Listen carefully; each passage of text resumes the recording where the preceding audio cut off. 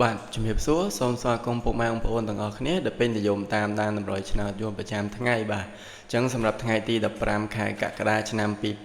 2026 admin យើងបានរៀបចំតម្រុយសម្រាប់ចែកជូនពុកម៉ែបងប្អូនទាំងអស់គ្នាយកទៅផ្សងសំណាងក៏ដូចជាកំសាន្តលេងផងដែរបាទតើអញ្ចឹងមុនទៅចូលទៅកាន់តម្រុយរបស់យើង admin សូមចាត់ពុកម៉ែបងប្អូនដែលកំពុងទស្សនាក៏ដូចជាមកក្រោយៗបាទ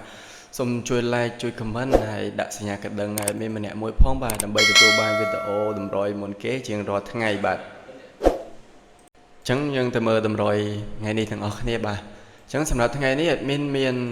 អុសខ្ទង់ខ្សែហើយមួយគ្រាប់ទៀតហ្នឹងគឺយើងអុសខ្ទង់កៅបាទអញ្ចឹងថ្ងៃនេះយើងបានអុសខ្សែហើយនឹងអុសកៅបាទ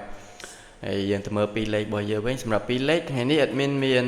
47 49 95និង98បាទសម្រាប់ពីរលេខអញ្ចឹងយើងបានពីរលេខរបស់យើងបាន47 49 95និង98បាទសម្រាប់ពុកម៉ែបងប្អូនដែលស្រឡាញ់លេខតម្រុយបាទមានក្របណាមួយបាទក៏អាចយកទៅផ្សងសំណាងបានទាំងវេនព្រឹកនិងវេនថ្ងៃបាទហើយកុំភ្លេចគឺវេនយប់ហ្នឹងហើយបាទសម្រាប់លេខតម្រុយបាទមានបាទអត់មានគិតសកូនឬមួយក៏ទាថ្លៃទឹកតែទេបាទគឺចែកជូនពុកម៉ែបងប្អូន free យកទៅកំសាន្តលេងបាទអញ្ចឹងយើងទៅមើល3លេខរបស់យើងវិញសម្រាប់3លេខថ្ងៃនេះអត់មាន079និង958គុណបាទសម្រាប់3លេខគុណរបស់យើង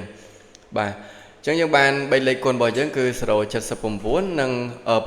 958គុណបាទឥឡូវនេះតម្រុយឆ្នោតរបស់ admin យើងបានឈានចូលមកដល់ទីបញ្ចប់ហើយបាទមានតែប៉ុណ្្នឹងទេខ្លីៗសម្រាប់ពុកម៉ែបងប្អូនងាយស្រួលទស្សនាក៏ដូចជាយកទៅកំសាន្តលេងផងដែរបាទអញ្ចឹង admin សូមជូនពរពុកម៉ែបងប្អូនទាំងអស់គ្នាបាទហេងចាក់ចូលទាំងលេខតូចនិងលេខធំបាទសំណាងល្អទាំងអស់គ្នាបាទជម្រាបលា